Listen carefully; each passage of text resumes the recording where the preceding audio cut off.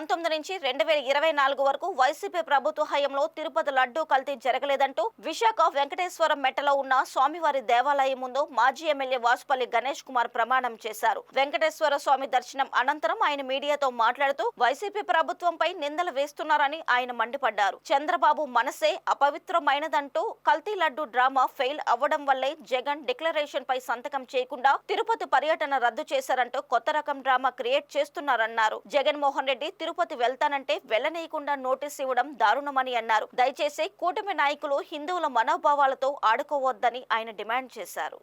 మా వైఎస్ఆర్సీపీ ప్రభుత్వం 2019 నుండి 2024 వరకు కూడా మానవ సేవే మాధవ సేవ అని అతి పవిత్రంగా భావించి Hinduism teachers to respect all religions.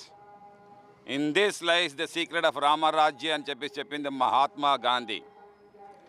ఆ మహాత్మా గాంధీకి శిష్యులమైనటువంటి మేమందరం కూడా ముఖ్యంగా మా వైఎస్ జగన్మోహన్ రెడ్డి గారి నేతృత్వంలో ఎప్పుడు కూడా ప్రజలని ఏదైతే దేవుళ్ళగా భావించి ప్రజలే దేవుళ్ళు, సమాజమే దేవాలయం అనేటువంటి స్వర్గీయ ఎన్టీ రామారావు కూడా అదే మాట అన్నారు. ఒకసారి గుర్తెచ్చుకోవాలి. ఆ రకమైన ప్రజలకు సేవను అందించే సమయంలో ఎప్పుడు కూడా ఆలయాలను అపవిత్రం చేయలేదని చెప్పేసి ప్రమాణం చేస్తూ ఉన్నాము ఈ హారతి మీద అని చెప్పి నేనేమో ఒకసారి తెలియజేసుకుంటా ఉన్నాం. అటువంటి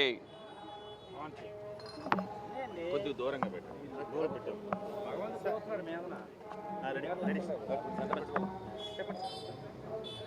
కానీ ఈరోజు మా జగన్మోహన్ రెడ్డి గారి మీద మచ్చ వేస్తూ ఉన్నారు, మా ప్రభుత్వం మీద మచ్చ వేస్తూ ఉన్నారు.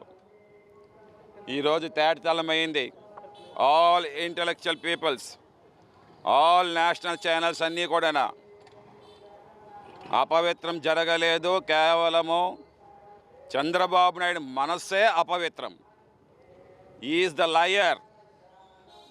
ద గ్రేట్ మాజీ ఎంపీ సుబ్రహ్మణ్య స్వామి కూడా అదే మాట చెప్పారన్నమాట. We all respect him. అలాంటి మహానాయకుడు కూడా ఈరోజు the biggest liar is Chandrababu Naidu. ఇది వాస్తవము. వాస్తవాలు తెలుసుకోకుండా ఇప్పుడు ఏంటంటే లడ్డూ విషయం ఫెయిల్ అయింది. ఇప్పుడేమో డిక్లరేషన్ అంటారు జగన్మోహన్ రెడ్డి గారు. అతను సీఎం అయిన హోదాలో 15 సార్లు తిరుమల తిరుపతి దేవస్థానం దర్శించుకున్నారు, పట్టు వస్త్రాలు సమర్పించారు, మహాభాగ్యం ఇచ్చారు ఆ దేవదేవుడు. బ్రహ్మోత్సవాల సమయంలో పట్టు వస్త్రాలు అందించే భాగ్యము అరుదుగా కల్పిస్తూ ఉంటారు ఈ వెంకటేశ్వర స్వామి. అలాంటి భాగ్యం డాక్టర్ వైఎస్ రాజశేఖర రెడ్డికి ఇచ్చారు. ఈ 10 సంవత్సరాల పరిపాలనలో తిరుమలకి మచ్చ లేకుండా సేవలు అందించారు. ఈరోజు మన విశాఖపట్నంలో టీటీడీ దేవస్థానం, జమ్మూలో దేవస్థానం టీటీడీ దేవస్థానం, అమరావతిలో టీటీడీ దేవస్థానం, అలాగే చెన్నైలో టీటీడీ దేవస్థానం, అమెరికాలో టీటీడీ దేవస్థానం. అర్చకులకి 5,000 నుండి 10,000, 10,000 నుండి 16,000, 6,000 ఆలయాల్ని పునరుద్ధరించారు. 3,000 ఆలయాలను కొత్తగా నిర్మాణం చేశారు. 1000 కాల మండపాన్ని ఏమో చంద్రబాబు నాయుడు ఏమో ధ్వంసం చేశాడు. 300 పురాతనమైన 100 సంవత్సరాల చరిత్ర గల ఆలయాల్ని విజయవాడలోనేమో నేలమట్టం చేశాడు చంద్రబాబు నాయుడు. కానీ జగన్మోహన్ రెడ్డి గారు వచ్చిన తర్వాత అవన్నీ కూడా పునర్నిర్మాణం చేశారు. ఆ రకమైన వైభవాన్ని కాపాడారు. మేమెప్పుడూ కూడా సేవకులమే. ఈరోజు సనాతన ధర్మం అంటే నాకేమో తెలియదు.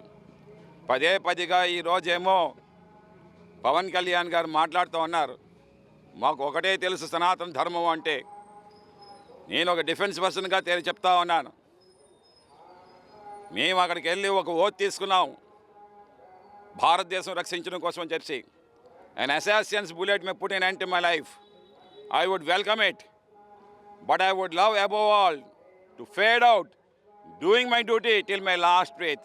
నా ఆఖరు ఊపిరి వరకు కూడా ఈ దేశ రక్షణ కోసం పాటుపడతానని చెప్పినటువంటి అవే మాకు గుర్తున్నాయి.